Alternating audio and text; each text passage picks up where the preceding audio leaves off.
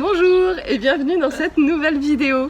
Aujourd'hui je suis avec Anne Montlouvoux, donc la fondatrice de Supercop à Bordeaux, et j'avais envie de te la présenter pour qu'elle puisse partager son expérience donc de fondatrice de Supercop.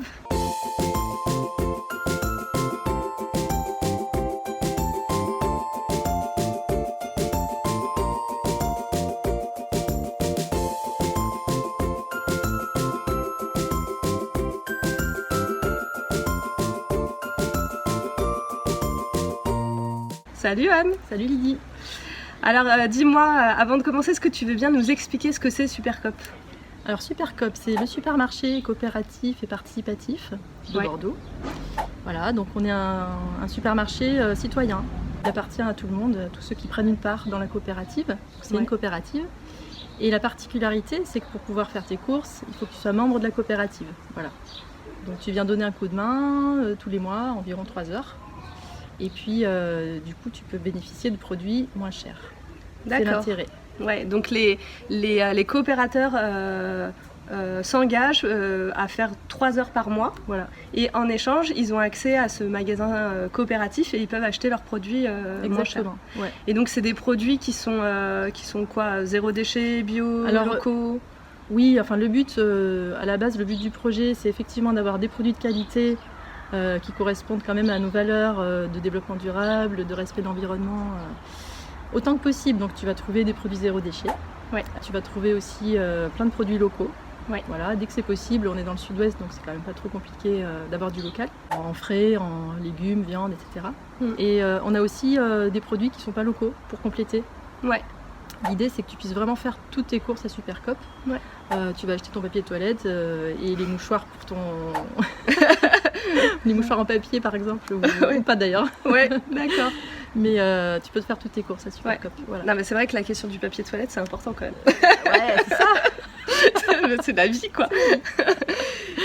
Et donc Supercop, ça a combien de temps maintenant? Enfin, là, on est en août 2019 quand on enregistre cette vidéo, et donc Supercop existe depuis combien de temps?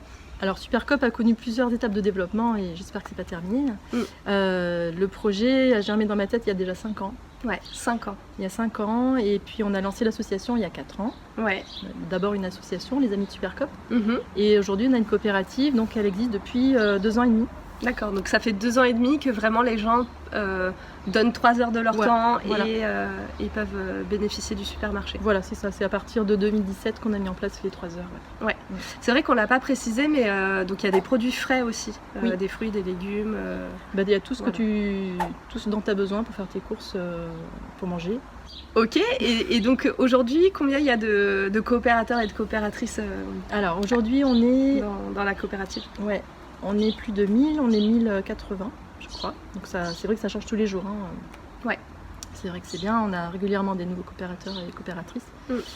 Voilà, et on a à peu près 600 personnes qui viennent donner leurs 3 heures et faire leurs courses. Donc chaque mois, 600 personnes vraiment actives en fait. Voilà, je précise parce que c'est vrai qu'on n'est pas malheureusement les 1100, 1080, 1100 à venir faire les 3 heures et les courses. Ouais. Donc voilà. Il y a un noyau de gens vraiment actifs et puis un noyau et puis un cercle un peu plus large. Ce sont des personnes qui ont donné de l'argent dans Supercop, qui ont souhaité devenir coopérateurs parce que l'idée leur plaît. Et après, je pense que pour des raisons personnelles, ils viennent pas forcément... on les voit jamais, quoi. D'accord. 600 personnes actives, on peut dire. 600 personnes actives. Voilà. Ok, super. Et comment ça t'est venu cette idée de créer Supercop? Écoute, il y a plein de raisons en fait qui m'ont poussée à concevoir un projet comme celui-là. D'abord, un besoin. Moi, en tant que maman, j'ai 2 enfants. Et j'avais pas un budget extensible et je voulais absolument pouvoir acheter pour la maison, pour tout le monde, des produits alimentaires de qualité. Ouais. Donc voilà, c'est mon histoire personnelle, j'avais ce besoin-là. Et au début, j'étais dans le système des AMAP. Et puis au bout de 10 ans, j'ai trouvé que ça devenait un peu limité pour moi. Ouais. Est-ce que tu peux rappeler peut-être très rapidement le système des AMAP pour celles et ceux qui nous regardent et qui ne connaissent pas les AMAP? Donc c'est un super système qui permet d'acheter directement à des producteurs, moyennant en fait un achat à l'avance. En fait, vous payez à l'avance un panier et chaque semaine vous venez récupérer un panier de produits que les producteurs composent pour vous. Ouais. Voilà. Donc c'est bien, c'est un soutien aux producteurs et pour vous c'est l'assurance d'avoir des produits de qualité pas très chers. Voilà. Donc c'est vraiment gagnant-gagnant pour tout le monde. Ouais. Après voilà, je me rappelle à la MAP on avait 12 produits, déjà c'était pas mal. Ouais. Mais là on en a 3000 quoi. Ouais. Ouais. On a tous besoin de diverses choses pour la maison et moi je me rappelle à un moment donné j'allais dans 4 endroits différents. Ouais. Et donc jongler avec tous ces endroits pour faire ses courses, plus passer du temps avec ses enfants, aller au boulot, prendre aussi un peu du temps pour soi, etc. Ça devenait compliqué. Ouais, c'est du temps que tu passes au détriment d'autres choses finalement. Exactement. Quand tu fais tes courses comme ça. Et bon, au début je disais c'est la MAP 2.0 en fait. Ouais. C'était vraiment l'idée de garder l'esprit AMAP, puisqu'on est vraiment dans le soutien des producteurs et puis on donne un coup de main comme à la MAP.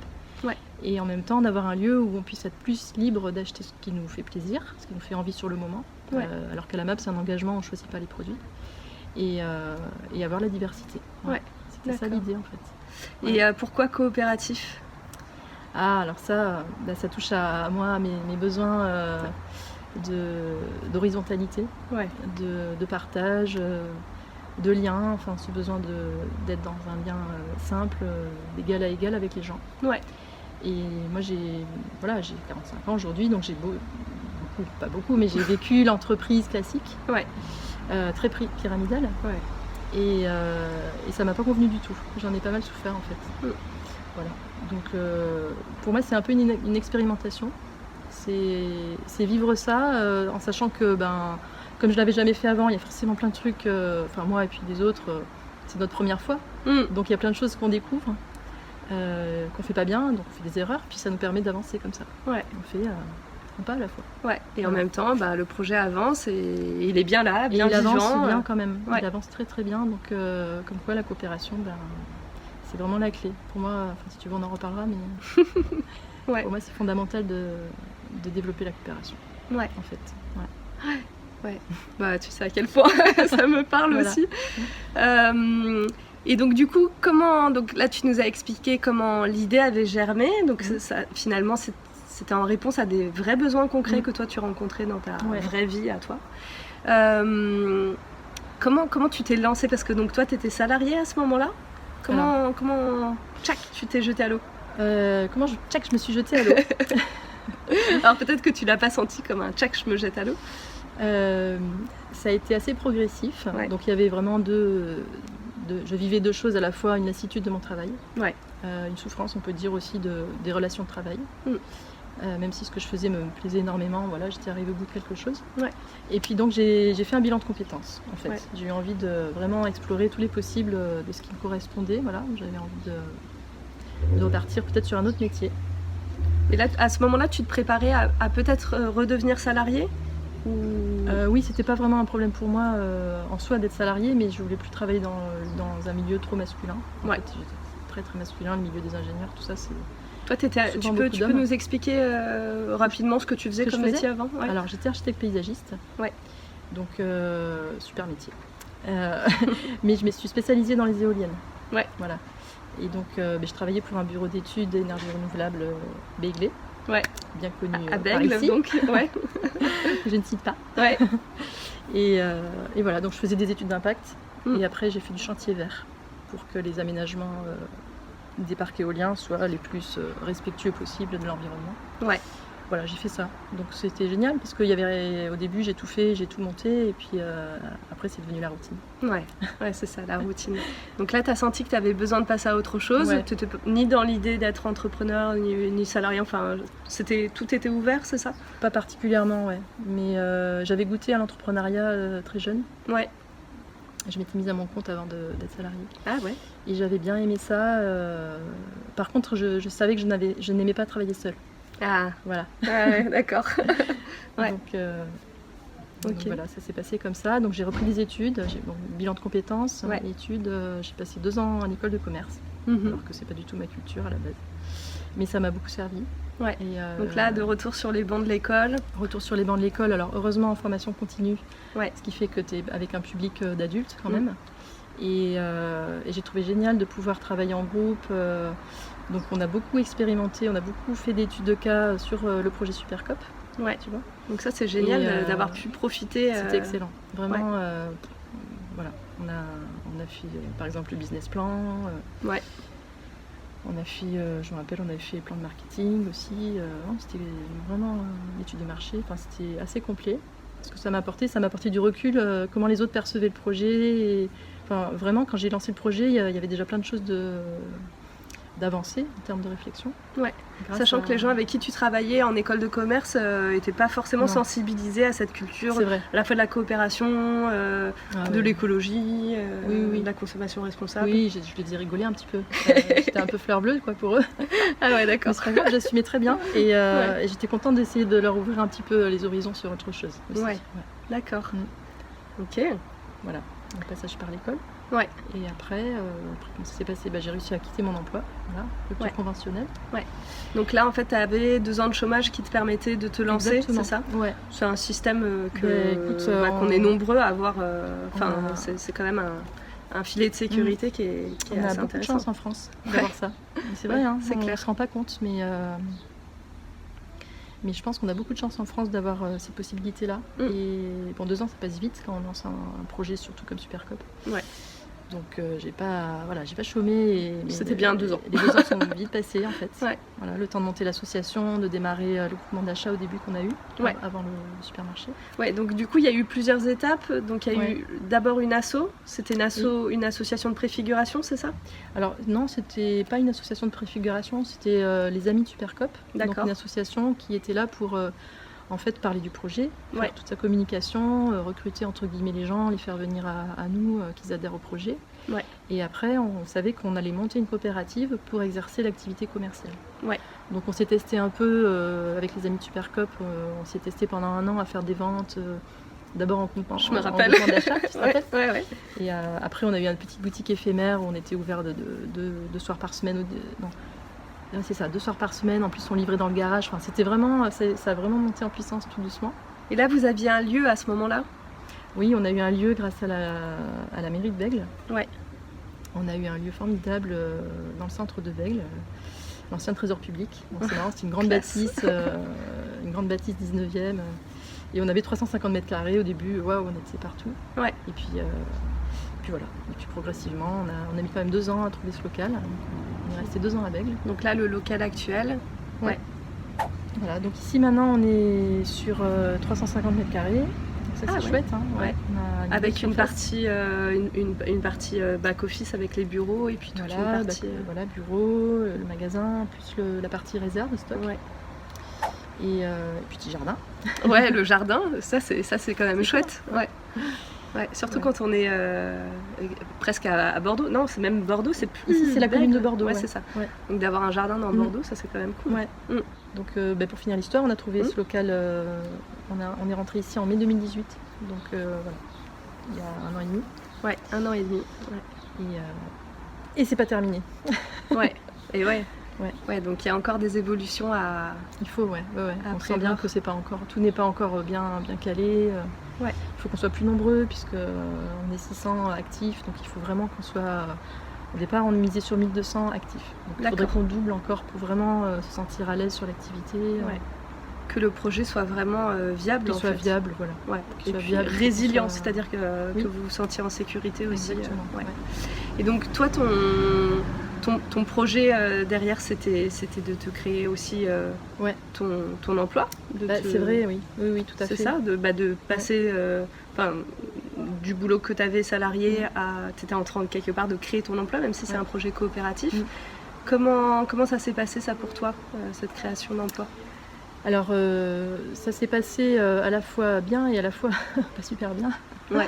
Parce que du coup on est une association et je pense que dans le monde associatif c'est pas forcément vu d'un bon oeil par certaines personnes, hein. Je ne veux pas te faire de généralité, mais c'est vrai qu'il y avait des gens qui ne comprenaient pas qu'à un moment donné je dise j'ai besoin de me salarier. Ouais. Que tu restes pas juste bénévole. Exactement. Ouais. Et donc il y a eu des petites frictions et puis les gens sont partis. En fait les gens pas contents, ils sont partis. Ouais.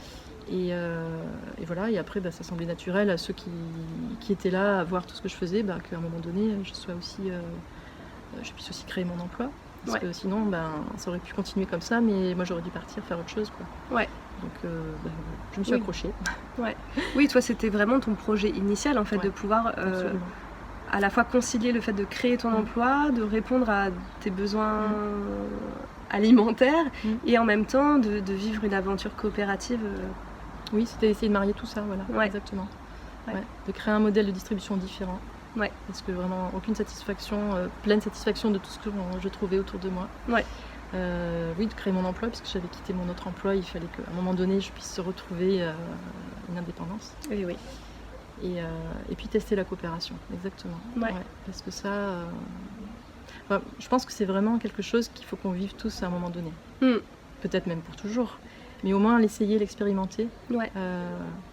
C'est d'une richesse incroyable. Je trouve que dans la différence en plus, parce qu'on est des gens... moi, les gens qui viennent à Supercop, j'en ai choisi aucun. Ils sont tous venus spontanément, avec quelquefois une idée, un rêve qui n'était pas forcément la réalité de ce qu'ils allaient vivre.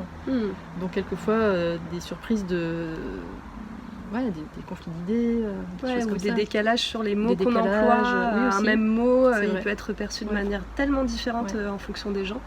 On met des choses tellement différentes derrière les mots qu'on utilise. Donc c'est un brassage et c'est une énorme richesse, en fait. Quand on prend le temps, quand on a l'attitude de respect, qui est quand même la base, d'écoute, de respect, et puis de dire, bon, ok, on n'a pas forcément tout compris de la même manière, mais voyons qu'est-ce qu'on peut faire de ça. Et voilà, je suis encore étonnée de ce que ça peut engendrer comme puissance de création, ça embarque en fait, et on se sent vraiment ensuite dans quelque chose qui nous dépasse, qui nous emporte dans une énergie collective. Voilà, faut le vivre. Et donc du coup, tout à l'heure tu nous parlais des relations pyramidales que tu avais pu vivre quand tu étais salariée. Concrètement, c'est quoi les différences entre les relations pyramidales que tu pouvais vivre et là finalement cette, j'aime pas trop le mot horizontalité, mais on va quand même vers ça. En tout cas, il y a plus d'horizontalité et plus de communication, de respect et puis de responsabilisation de chacun dans un modèle comme ça. C'est ça. Concrètement, ça se traduit comment cette différence de modèle ça n'a rien à voir, on va dire. Ça n'a vraiment rien à voir. Il y a très peu de contrôle. Voilà, on n'a pas besoin de mettre en place du contrôle parce que c'est dans la mesure où on est tous responsabilisés par nos actes, puisque en fait on sait ce qu'il y a à faire dans le magasin. Enfin, bien sûr, par exemple, moi au Gaël, puisque maintenant on est 2 salariés, on explique par exemple ce qu'il y a à faire quand les gens arrivent le matin ou au changement de service. Alors ça peut être moi ou ça peut être aussi un bénévole qui a un rôle joker, comme on appelle, c'est-à-dire joker, c'est celui qui fait le lien et qui est là pour répondre aux questions. Voilà. Et oui, parce que j'imagine que quand même sur les 600 personnes là qui sont actives, sachant qu'en plus il y en a des nouvelles qui arrivent régulièrement, il y a besoin d'apprendre en fait, il y a besoin de être à l'aise pour faire ce qu'il y a à faire. Donc les gens qui savent le plus, c'est ceux qui sont les permanents. Donc c'est nous les 2 salariés. Et puis après des bénévoles qui sont très investis et qui savent autant que nous. Donc là par exemple, on est vraiment d'égal à égal. C'est pas parce que nous on est salariés qu'on sait plus de choses qu'un bénévole. Donc on est tous légitimes au même titre pour dire aux coopérateurs qui sont là 3 heures qu'est-ce qu'il y a à faire attention peut-être à quelque chose de particulier pendant leur service, etc.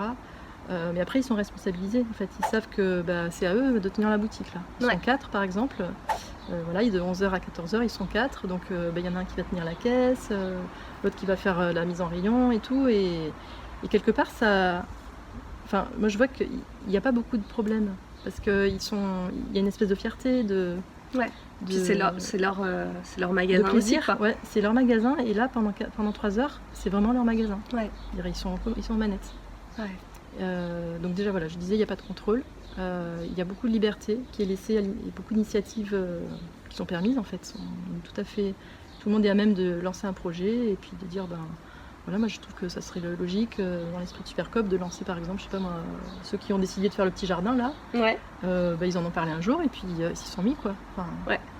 Donc la spontanéité est là, elle est présente. Après dans les prises de décision, alors c'est là où effectivement dans la gouvernance, à un moment donné tout le monde ne peut pas décider de tout. Mais... Surtout à 600. Surtout à 600. Parce que si pour la moindre décision il faut réunir ou avoir l'approbation des 600 personnes, tu fais rien en fait. Et figure-toi qu'il y a des gens il y a une dame notamment, elle était hyper impliquée et puis elle n'était pas satisfaite de la manière dont on prenait les décisions. Elle était frustrée que, par exemple, pour les choix de produits, ça ne soit pas des décisions en assemblée générale. Ouais. Alors qu'on sait très bien, quand on veut référencer un produit, on a le choix de plusieurs catalogues ou plusieurs producteurs qui nous contactent. Et puis il faut être quand même dans la réactivité, voilà, ouais. il faut être dans l'action. Et donc, trop de... Enfin, demander l'avis de tout le monde tout le temps, c'est juste ça fiche tout et ça bloque tout et on n'avance plus, on arrête de vivre, quoi. Donc c'est se faire confiance. C'est ça, c'est ce que j'allais dire, ça ceux pose vraiment cette question de confiance. La question de la confiance, elle est à la base en fait, c'est vraiment le socle. Donc, et puis de se dire que parfois il y a des moments où on va pas prendre les meilleures décisions du monde, mais c'est pas grave, mais on pourra ajuster plus tard. Exactement, on est beaucoup dans l'ajustement, dans l'agilité. On se permet de faire des erreurs et ensuite de se dire bon là on n'a pas tout bien fait, on aurait peut-être dû faire autrement. Ok, allez c'est pas grave, maintenant on va faire autrement. Voilà.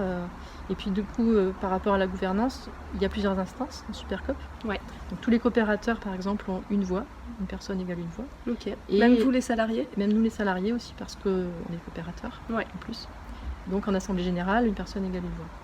Et après, il y a 2 autres instances. Il y a le conseil d'administration, qui est composé actuellement, je ne sais plus trop parce que ça a pas mal changé, je crois qu'on est 9 maintenant. Le conseil d'administration qui est là pour donner l'axe stratégique de développement. Donc toi aussi tu fais partie ? Je fais partie du conseil d'administration. Et mon collègue Gaël, c'est pareil aussi. Donc les 2 conseils d'administration. Tous les 2 salariés, tous les 2 conseils d'administration. Et donc il y a 7 personnes bénévoles. Donc là nous c'est plutôt au niveau de la stratégie, l'OCA. Donc c'est la vision haute. La vision haute. Alors l'AG, je ne l'ai pas dit, l'Assemblée Générale, c'est pour les questions politiques vraiment. C'est-à-dire par exemple, le fait de s'installer ici dans ce quartier, donc là on est dans un quartier politique de la ville, c'était pas anodin. On n'est pas allé en centre-ville, on n'est pas en centre-ville de Bordeaux. En même temps, c'est pas les mêmes prix non plus. Oui, c'est pas non plus le même prix. Et c'est pas le même public. Donc tu vois, c'est un choix politique de se dire on va dans un quartier populaire. Et voilà. Et donc voilà, ces grandes questions-là, vraiment, c'est l'Assemblée Générale.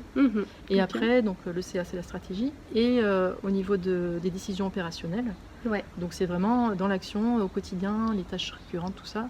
Mais c'est soit les personnes, comme je disais tout à l'heure, elles sont responsables, elles agissent, elles prennent des décisions quelquefois. Et ça va être de l'ordre de, est-ce que je décide de mettre les produits ici ou plutôt que là, ou est-ce que je commence par mettre en rayon cette palette ou celle-là. Enfin, c'est des questions très simples. Voilà, parce qu'en même temps, les 3 heures que chacun donne chaque mois, c'est quoi ? C'est de la mise en rayon et c'est de l'encaissement ? Il y a aussi l'encaissement, mise en rayon, caisse, il y a le ménage. Il y a l'accueil pour expliquer à toutes les personnes qui rentrent ce qu'est Supercop. Et oui, et puis surtout que vous continuez à faire des réunions d'information toutes les semaines, c'est ça, tu disais, presque ? Attends, j'ai oublié un rôle important, c'est la découpe du fromage aussi. Ça c'est important. La découpe du fromage, c'est important. Parce que vous faites la mise... C'est vrai qu'on achète des tomes, on achète par exemple des sacs en vrac d'épices aussi. Tu vois. Et après on va faire la mise en sachet, on va faire du coupage de parts de fromage, tout ça. Donc on a un petit labo, on fait ça aussi. C'est pas que de la vente. J'ai vu le frigo d'ailleurs, qui est très intéressant. Voilà. Donc j'imagine bien.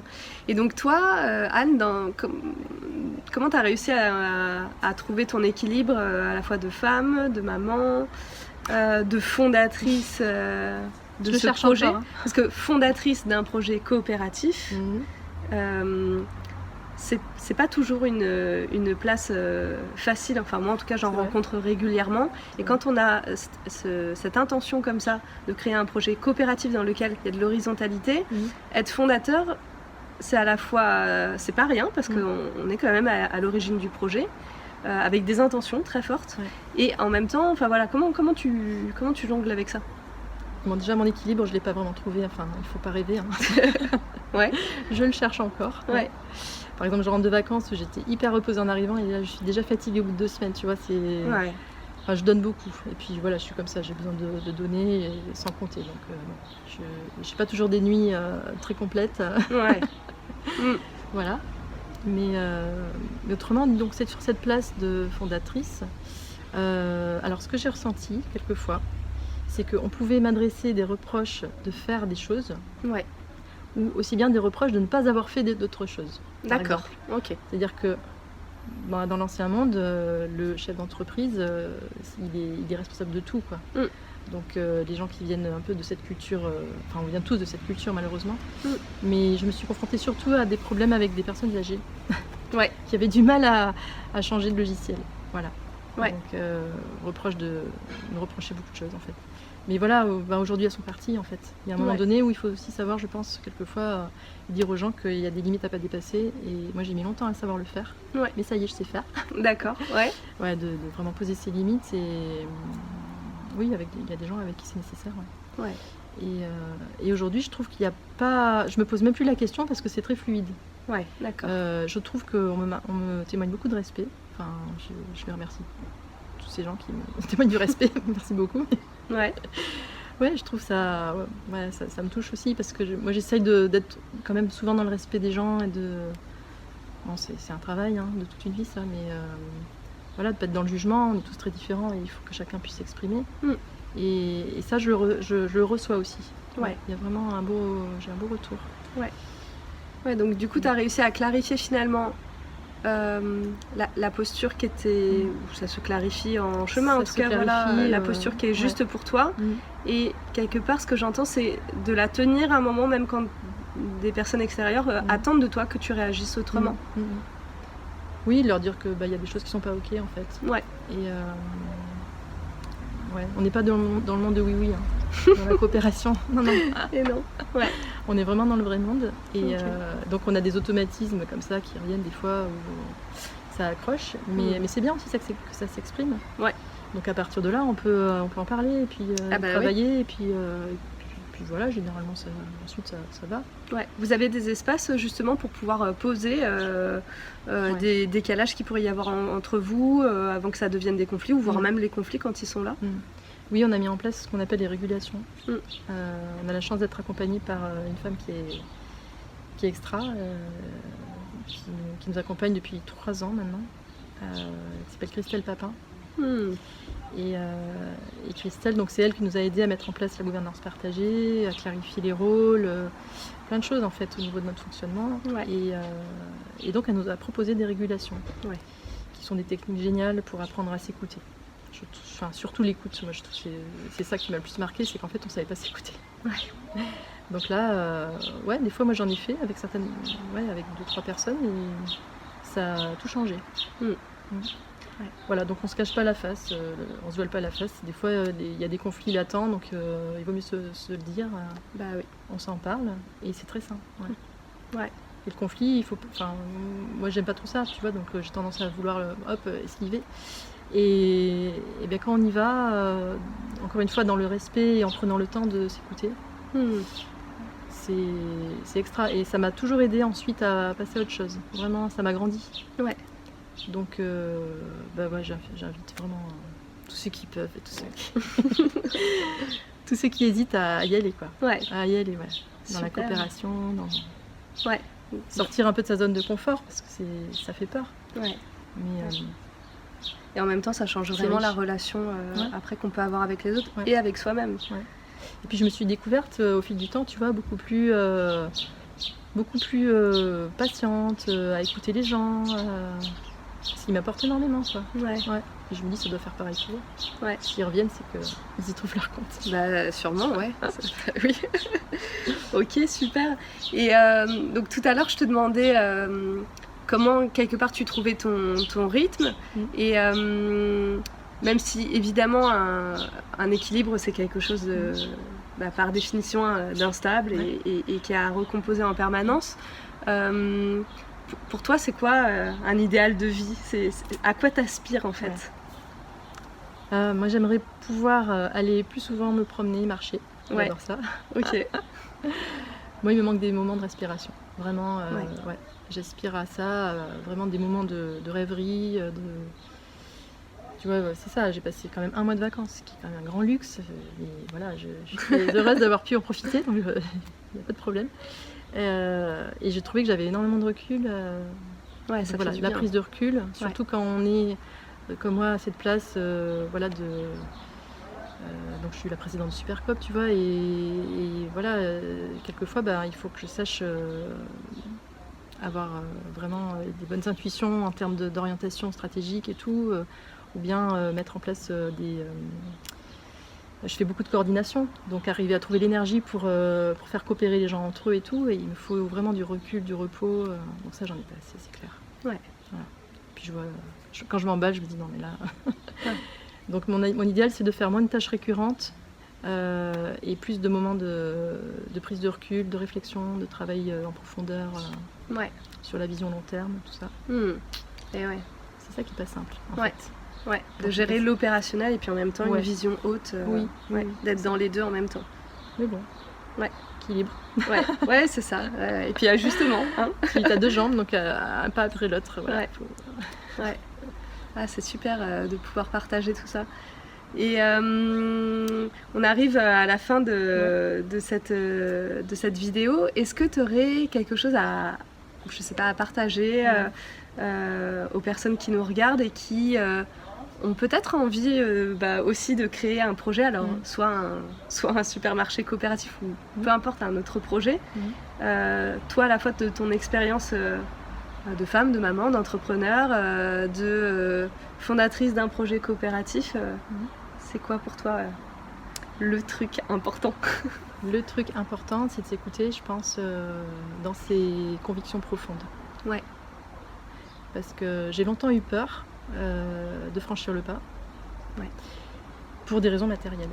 Et j'imagine bien que c'est un frein que tout le monde connaît, ça.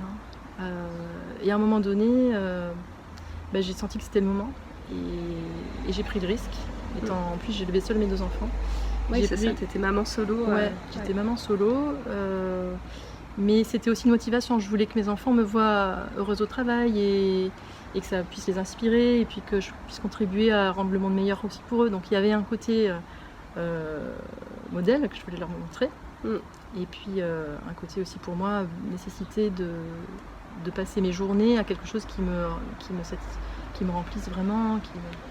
Donc j'ai dit bon, mais tant pis, hein, les problèmes matériels, ils se régleront. Ouais. Et alors ça s'est fait à un moment donné, voilà, clac, c'était le moment. Enfin, ça a mûri longtemps, et je dirais à celles qui se passent lancer que c'est une bonne chose de se lancer, vraiment. Et en fait, on se transforme. On se transforme en avançant, et les besoins auxquels on s'accrochait, des fois, en fait, c'est des faux besoins aussi. Donc je trouve que c'est important d'y aller, et plutôt que de rester dans quelque chose de vraiment plus comment on dit, plus pas protecteur, c'est pas ça, sécurisant, mais plus sécurisant, mais qui finalement et qui au final ne va pas te permettre de t'épanouir, et donc la vie elle passe trop vite, quoi. On n'a pas le droit de faire ça. Ouais. Faut y aller. Et puis dans la coopération, enfin voilà, comme je le disais tout à l'heure, il faut expérimenter au moins voir ce que c'est. Et je pense qu'il y a des déclics qui peuvent se faire. Yes, voilà. Super. Donc pour expérimenter la coopération, pour celles qui sont sur Bordeaux ou pas très loin, du coup il y a Supercop. Donc là vous continuez à accueillir des nouvelles personnes. Oui, il faut qu'on soit plus nombreux encore. Donc. Voilà. Faut venir. Si, il y a une chose qui me vient là maintenant qu'on arrive à la fin de cette interview, dont on n'a pas parlé, mais je sais que dans l'étape de construction de Supercop, il y a eu un moment qui a été important quand toi-même tu as découvert en fait des vidéos témoignages, retours d'expérience, d'initiatives comme Supercop qui l'avaient fait à New York, à Paris. Est-ce qu'en quelques mots tu veux bien nous en parler, parce que je trouve que c'est important aussi ce partage d'expérience. C'est vrai que quand on est en quête comme ça et qu'on ne sait pas trop ce qu'on veut faire, mais on sent bien qu'il y a quelque chose qui doit changer. Bien sûr on fait tout ça, on va sur internet et tout, et pour moi ça a été vraiment le cas. À la fois j'avais eu une amie qui m'avait parlé de ce supermarché parce qu'elle-même est cliente à New York. Je parle du supermarché de Brooklyn, qui s'appelle Park Slope Food Coop. Et donc à la fois elle m'en avait parlé, mais bon, j'avais moyennement fait attention, tu vois. Et en fait c'est une vidéo réalisée par le fondateur de la Louve, donc la Louve à Paris. Qui avait donc filmé la Park Slope Food Coop 2 ans avant, je crois. Et il avait posté donc cette petite vidéo sur YouTube qui faisait 10 minutes. Et là, je me suis dit non mais c'est exactement ça. En 10 minutes, c'est ça que je veux faire. T'as vu ton avenir, quoi. C'est dingue. Et Génial. puis voilà, c'était un moment donné où c'était le moment que je vois ça, quoi. Donc, Ouais. Ouais, c'est génial d'avoir cette possibilité avec Internet. Enfin, franchement, quel luxe. Ouais, et de s'inspirer les uns les autres, parce qu'en fait, Ouais. ça se trouve là dans les personnes qui vont regarder cette vidéo, peut-être que en fait ton propre témoignage va inspirer d'autres personnes à ça serait créer bien. des supermarchés coopératifs. On sait pas. Qui sait. Merci Lily. Et bah écoute, avec grand plaisir. Et Anne, de toute façon, je te dis à plus tard. Et puis je vous dis à très bientôt pour une prochaine vidéo interview. Salut. Salut.